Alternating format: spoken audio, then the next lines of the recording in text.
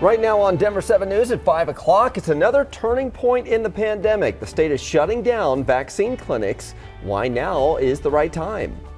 Local farmers should be getting a boost as the war in Ukraine disrupts global grain supplies, but other costs are holding them back. We don't know yet how that's all going to shake out.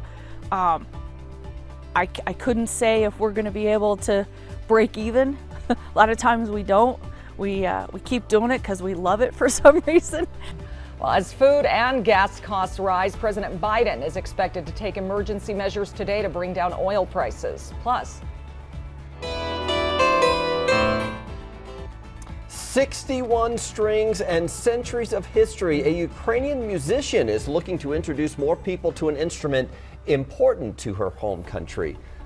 Kind of looks like a harp and a guitar, but it makes a beautiful sound. Beautiful music. A lot of strings on that one. And it's been a symbol of strength for Ukraine. Thanks for joining us this morning. I'm Brian Sanders. And I'm Nicole Brady. Lisa Hidalgo here with a little bit of rain still and cloud cover for us. I felt a couple drops on me this morning, Lisa. Yeah, things clearing out though. We're going to see some sunshine, clearing, beautiful weather here today. It's going to be a nice one. Right now though, you can see out west where clouds starting to move in early this morning out on the western slope, but it's going to be a sunny day for us here in town. Clear skies. Right now we're in the upper 20s to low 30s. It feels like 19. Winds are coming in out of the south right around 5 to about 10 miles per hour. So it's going to be a chilly start, but a nice warm up. By about 11 o'clock, we'll be already at that point at about 52 degrees. Highs today right around normal, upper 50s to low 60s with some sunshine. Now the mountains will pick up a bit more snow tonight. There's a slight chance we could see a shower or two roll over the I-25 corridor tonight with this next weak cold front, but we're going to go from near 60 today to mid 50s tomorrow. Even warmer on Saturday. I'll show you that weekend warm-up coming up. And right now, the drive overall looks great. I'm not seeing any weather issues for our commute here this morning. No big problems, crashes, stalls, other things like that. If you have some business or appointments over there at the hospital complex, whether it's over at Fitzsimmons or the VA, anything like that, it all looks good for us on 225 and Colfax, the 17th.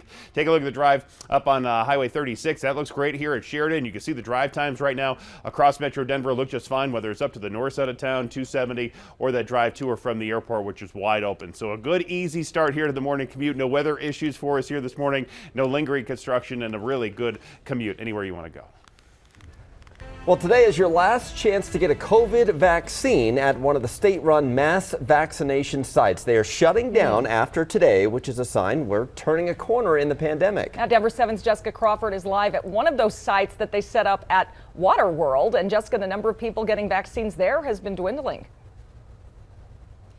That's right. So I am right here at Water World, and yes, it has been one of the largest COVID-19 vaccination sites here in our area. And you may remember that months ago when this first opened up and people first started being able to get vaccines, we were seeing really, really long lines at sites like these. Well, these days, fewer than 300 people are being vaccinated per week at these large sites.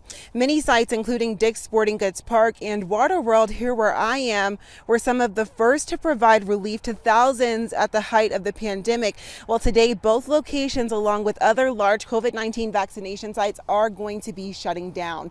The state health department says this is part of the governor's roadmap to keep moving forward. The Tri-County Health Department has a lot of state-run sites in its area and says that it has seen a dramatic decrease in people who are getting vaccinated. If needed, the state says that it could have all the large vaccination sites back online within about a month.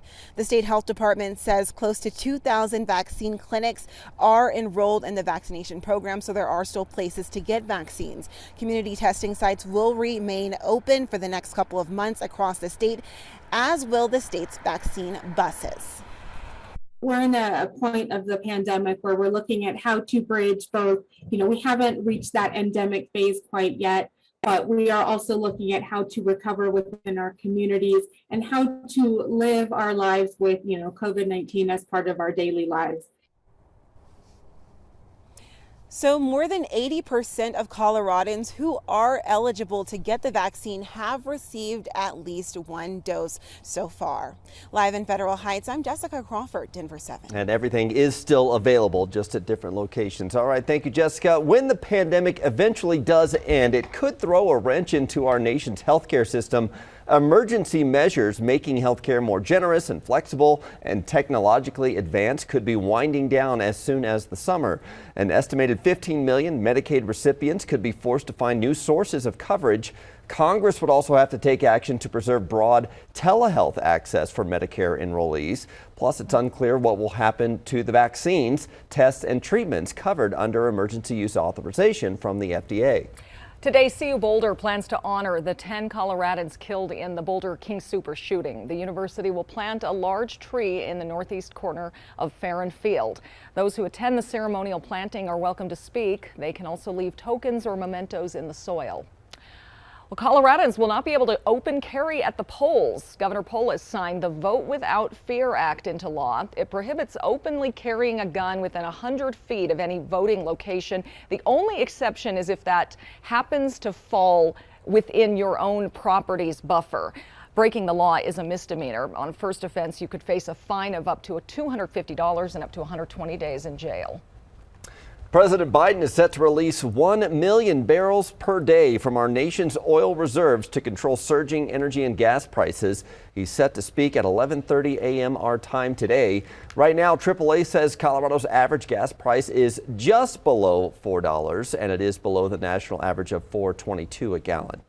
Meanwhile, the war in Ukraine is partially driving the increase at the pump. Ukraine is reporting intense shelling and bombardments all over the country, despite Russia's promises to cut back combat operations. The Pentagon says less than 20% of Russian troops that were around Kyiv are moving away and likely just repositioning. The White House believes Vladimir Putin is being misinformed, though, by military commanders who are too afraid to tell him the truth about what's happening on the ground. President Biden is pledging another $500 million in aid to Ukraine as well during a near hour-long call with President Zelensky. President Biden has said the war will create food shortages because Russia and Ukraine are among the largest producers of wheat in the world. So we wanted to know if it's a window of opportunity for Colorado farmers. Denver 7's Veronica Acosta found out it's a balancing act between a lot of different factors, though. It is, and we actually visited Calcivic Farms, which has been around for more than 100 years. It is a multi-generational business that mainly grows wheat. Now, recently, the wheat commodity price, that has gone up. And while that is great news, there are so many other factors that farmers like the Calcivics are dealing with right now. Farmers should be dancing and celebrating, and it is a great thing. And we want to spin that as a wonderful thing that's happening at the expense of someone else. But along with that increase, we've also seen previous to this market increase, fertilizer costs going up by 400% if you can get it. Price of fuel, we've all seen that at the fuel stations, right? When we're filling up, that's hitting our situation as well. So you heard it there. Those fertilizer prices have skyrocketed. Fuel also very expensive. Both of those things, as you can imagine, really essential on farms. The fertilizer that's needed to grow the wheat there, the fuel needed for those semis and those tractors. And then there's something else. Even though wheat prices are at an all-time high, the Calcivics, they don't have any wheat to sell right now. And that's really because of the time of the year that is. They usually plant their crop around September. They allow it to grow over the winter, and then they harvest it in July. Of course, there's a lack of moisture as well. That means that there's less bushels of wheat to sell, which means smaller paycheck for those farmers. Despite all those hurdles, the Calcivics say they're going to stick by their business. They don't yet know how those high fuel and fertilizer prices, plus the increase in price of wheat commodity is going to impact them. But they say, like I mentioned, this business has been around for decades and they're not stopping now. We're in Denver this morning. I'm Veronica Acosta, Denver 7. Farmers, they'll keep going. Thank you, Veronica. A Ukrainian musician here in Denver will be playing at the Grammys on Sunday, and she's using the country's national instrument to draw attention to Ukraine's culture and history. That is a Bandura, a type of harp with up to 65 strings. Susanna Agladon is one of only 3 professional Bandura players in the U.S. The instrument has a powerful and sad history in Ukraine. The Stalin regime reportedly killed more than 300 Bandura players to suppress Ukrainian culture and religion. Susanna has been invited to play the instrument alongside singer John Legend at the Grammys Sunday. I feel honored to stay on stage together with Mr. Legend and represent my country.